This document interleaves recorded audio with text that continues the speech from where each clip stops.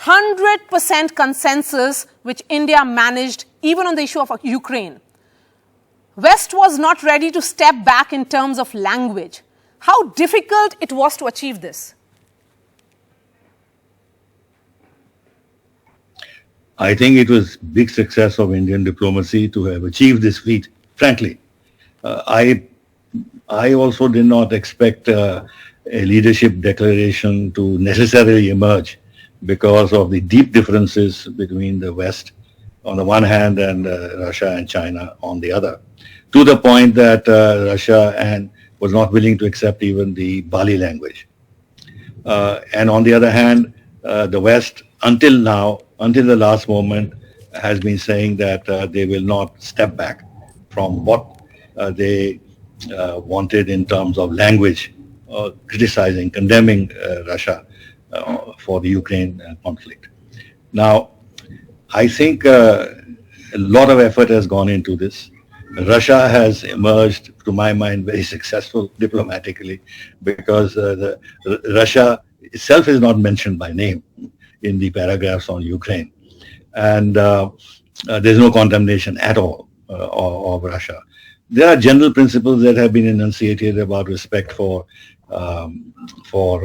sovereignty and that countries should not try and through aggression take control over the territory of a foreign country. There are humanitarian issues that have been mentioned, as also the consequences of the Ukraine conflict with regard to disruption of supply chains, food, fertilizer, energy prices, and all that.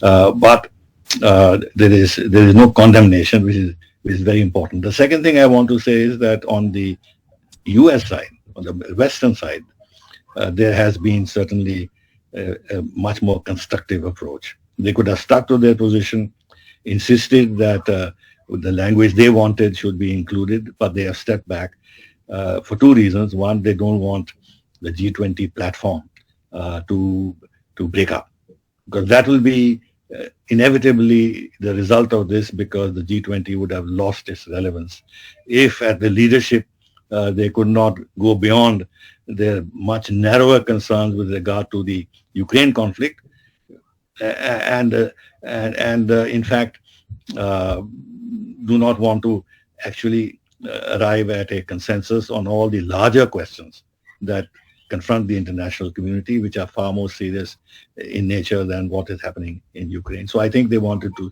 save the G20 platform. I think indirectly, whether this was intentionally done or not done, they have also strengthened Prime Minister Modi's diplomatic and political position by giving him this success at this point in time, because it would have naturally hit at India's prestige and the Prime Minister's own prestige if we had not succeeded in issuing a joint statement. And the third is that they have been conscious that the BRICS is emerging as a countervailing force. It has been expanded and it will be expanded more next year, and no Western country is present. In the G20, there is G7 and other Western countries plus developing countries, the important emerging economies. So it's a joint platform on which a consensus can be built between the West and the rest. But in the BRICS, there is only the rest. There is no West. So they don't want to lose ground internationally to BRICS, and therefore they want to keep the G20 alive. And hence, I think they have decided to make this concession and accept a language which does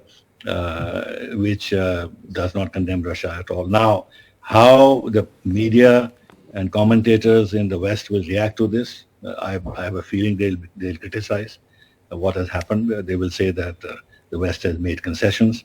They have let Russia go scot-free. That is the victory for Russian diplomacy.